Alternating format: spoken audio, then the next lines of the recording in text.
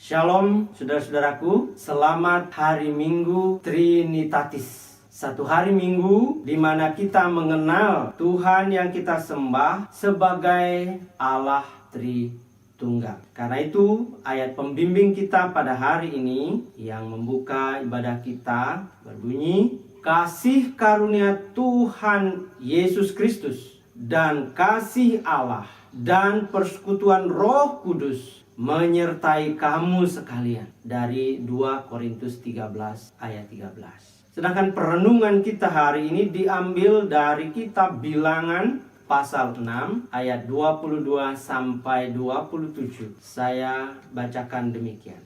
Tuhan berfirman kepada Musa, berbicaralah kepada Harun dan anak-anaknya, beginilah harus kamu memberkati orang Israel. Katakanlah kepada mereka, Tuhan memberkati engkau dan melindungi engkau. Tuhan menyinari engkau dengan wajahnya dan memberi engkau kasih karunia. Tuhan menghadapkan wajahnya kepadamu dan memberi engkau damai sejahtera. Demikianlah harus mereka meletakkan namaku atas orang Israel, maka aku akan memberkati mereka. Saudaraku, demikian firman Tuhan. Berbahagia saudara yang mendengar, merenungkan, dan melakukan firman Tuhan dalam hidup sehari-hari. Haleluya. Haleluya. Haleluya.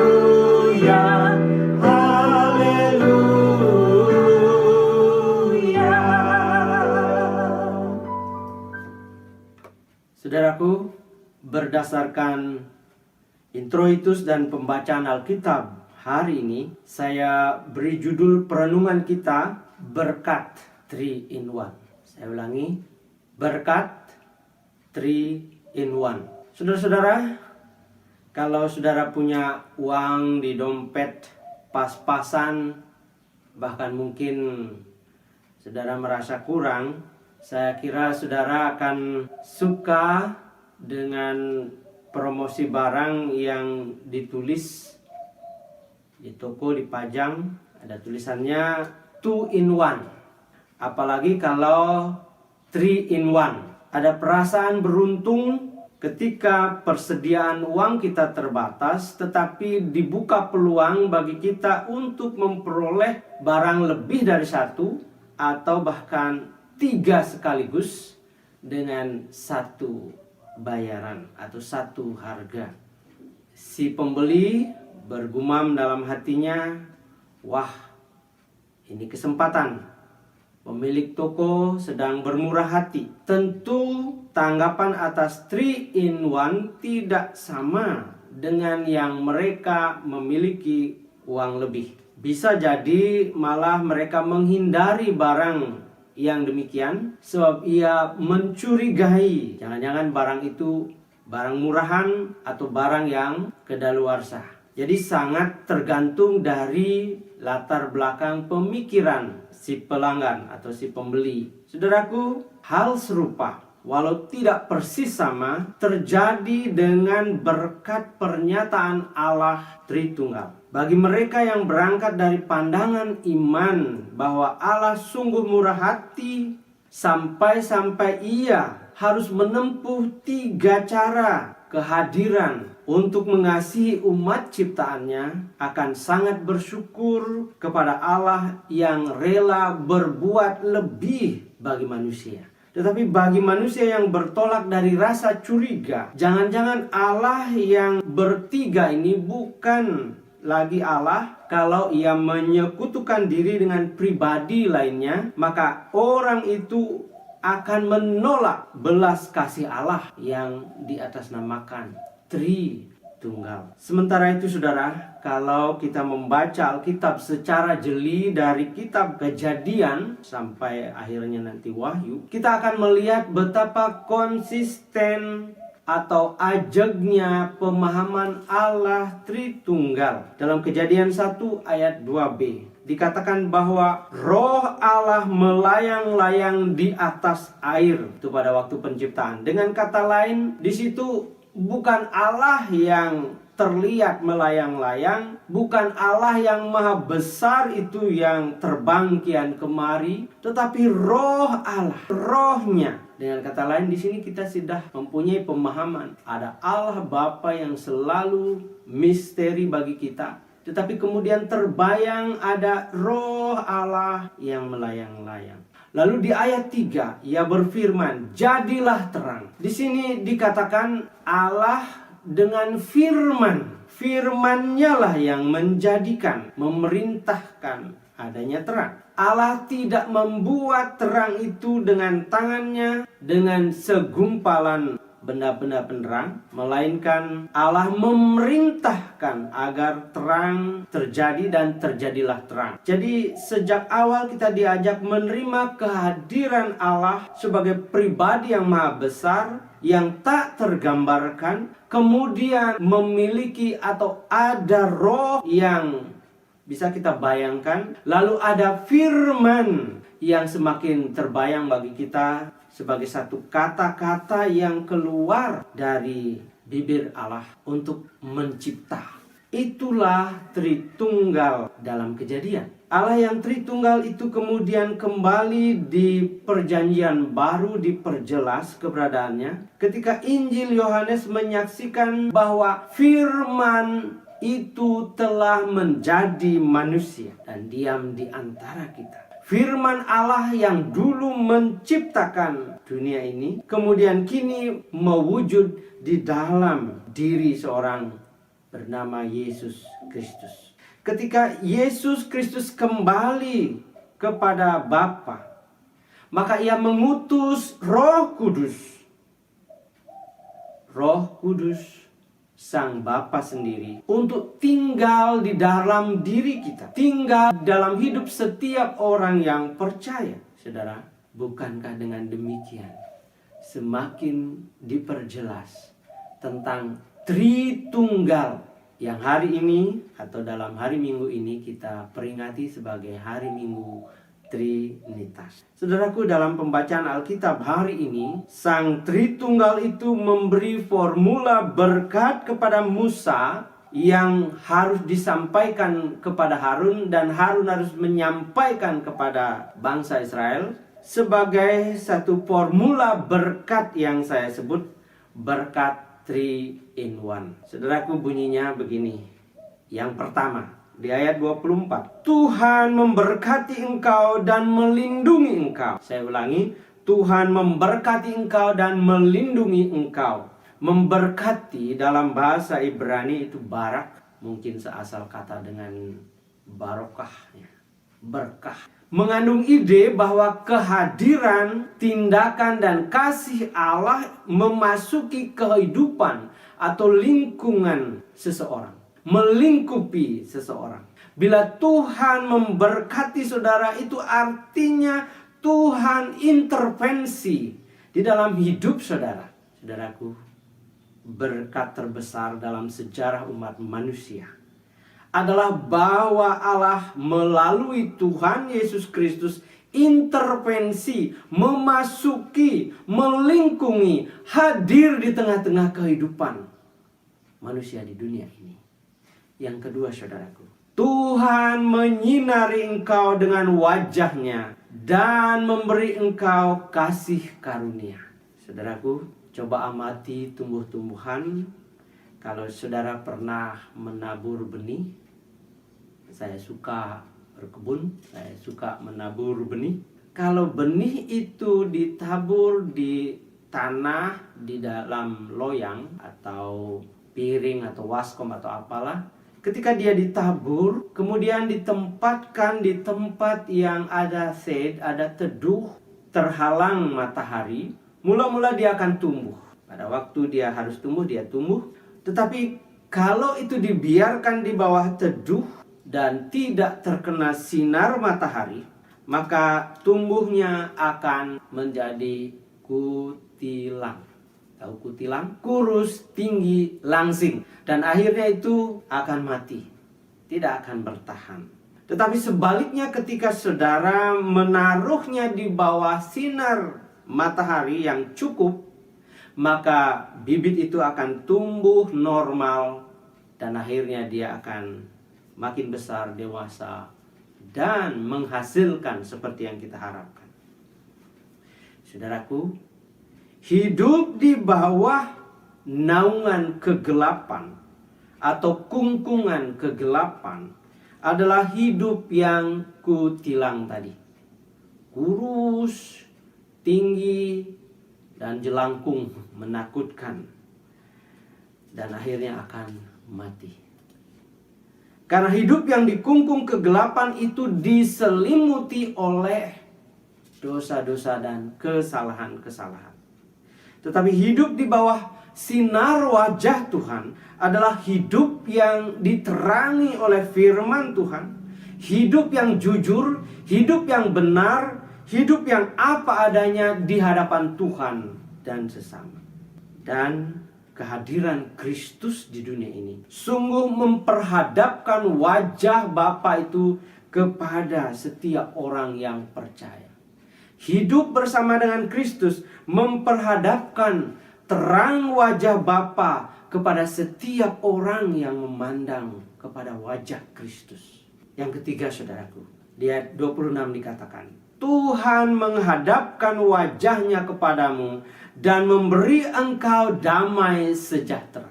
Kalau tadi disinari oleh wajah Tuhan, kalau sekarang Tuhan menghadapkan wajahnya kepadamu dan memberi engkau damai sejahtera. Saudara, bagi saudara yang pernah muda, kok pernah muda? Adakah saudara yang tidak pernah muda ya? Di mana kanak-kanak langsung dewasa begitu? Tentu tidak. Yang saya maksud adalah bagi saudara yang pernah mengalami masa muda dan diisi dengan pacaran. Jadi mengalami masa muda yang penuh dengan romantika, itu yang saya maksud. Saudara, wajah sang kekasih. Jadi begitu bisa terbayang wajah sang kekasih, saudara merasa berbahagia. Terlebih luar biasa berbahagia apabila pada saat berjumpa saudara bisa melihat wajah sang kekasih. Kalau ada yang pacaran itu masih SMP ya, wah, papasan di sekolah dilihat atau wajahnya terlihat ya. Waduh, betapa bahagia rasanya. Tetapi coba kalau ketemu atau papasan tetapi dia buang muka, saudara. Kalau ketemu siapa yang diinginkan, diharapkan, ya, dicintai begitu ya, tetapi dia membuang muka dan dia tidak mau perhatikan, saudara. Betapa kecewa, bahkan mungkin marah karena dikacangin, istilah anak sekarang ya. Saudaraku yang dikasihi Tuhan, kalau Tuhan mau menghadapkan wajahnya kepada umatnya, kalau Tuhan mau menghadapkan wajahnya kepada saudara-saudara, apa itu artinya, saudara? Itu artinya Bapa mau peduli, saudara. Kalau Bapa mau menghadapkan wajahnya kepada saudara, Ia peduli kepada kehidupan saudara. Apapun yang saudara hadapi saat ini, saudara, wajah Tuhan yang menghadap saudara itu tahu siapa saudara. Ketika saudara dalam sukacita hari ini, wajah Tuhan terhadap saudara melihat, mengikuti, merasakan apa yang saudara rasakan. Tetapi ketika saudara juga dalam kehidupan yang kalut, yang susah, yang berat hari ini, ketika saudara hari ini dalam kesulitan dan berbagai masalah yang saudara hadapi, maka karena wajah Tuhan menghadap kepada saudara, Dia tahu pergumulan saudara. Ketika saudara sekarang sedang merintih kesakitan atau dalam keadaan kalut karena kesulitan hidup saudara, maka Dia sekarang karena wajahnya menghadap saudara, Dia merasakan kesulitan, kekalutan, bahkan sakit yang saudara alami, saudara. Saudaraku, tidak hanya terhadap atau menghadapkan wajahnya kepada saudara, tetapi Dia mengatakan dan memberi engkau damai sejahtera. Saudara, pandang atau bayangkan bahwa wajahnya memandang kepada saudara. Dan terimalah damai sejahtera yang ia tawarkan kepada saudara hari ini. Apapun keadaan saudara sekarang, terimalah berkat damai sejahtera itu.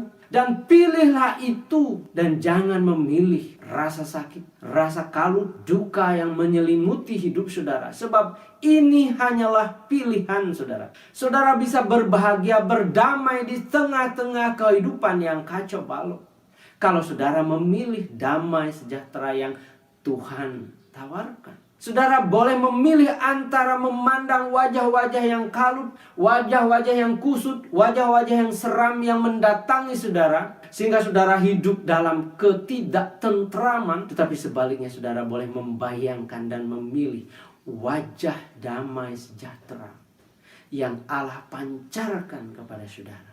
Ini pilihan. Sebagaimana Musa pernah diperhadapkan kepada wajah Allah dalam nyala api di semak ketika di Gunung Horeb. Saudaraku, hari ini berkat Tuhan dari Sang Tritunggal kepada kita adalah berkat yang 3 in 1, yang harusnya membuat saya dan saudara menikmati hadirat Tuhan Sang Tritunggal.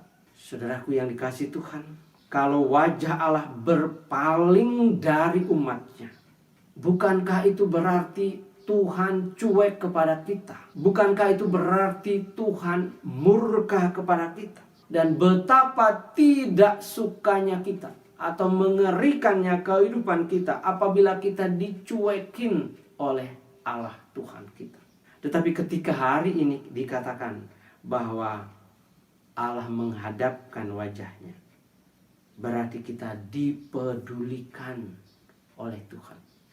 Dan itu berarti kita boleh melakukan negosiasi dengan Tuhan, boleh mengajukan permohonan kepada Tuhan, boleh memohon, meminta, berharap kepadanya ketika Dia menghadapkan wajahnya kepada saudara. Saudaraku, kehadiran Tuhan Yesus di atas bumi ini adalah memperagakan wajah Allah yang lebih gamblang menghadap kepada saudara-saudara. Wajah Allah di dalam Yesus Kristus adalah wajah yang dapat kita bayangkan, yang oleh karenanya di dalam Dia kita bisa berdoa kepada Bapa. Saudaraku, betapa kita patut bersyukur mengenal Allah Tritunggal yang kita kenal sebagai Bapa, Tuhan Yesus Kristus, dan Roh Kudus. Orang di luaran sana boleh bingung dengan ketritunggalan, bingung dengan angka ini, saudaraku. Tetapi bagi kita sungguh luar biasa. Misteri ini telah dibukakan bagi kita, bahwa kita boleh membayangkan wajah Bapa di surga di dalam Tuhan Yesus Kristus. Dan ketika Dia kembali kepada Bapa, Dia mengutus Roh Kudus yang tinggal di dalam hati saudara-saudara, tinggal di dalam hidup kita semua. Saudaraku, demikianlah firman Tuhan. Dan untuk bersyukur dan lebih lagi mengingat firman Tuhan hari ini, perkenankan kami menyanyikan satu lagu yang saya buat dan istri, anak, dan saya sendiri menyanyikan.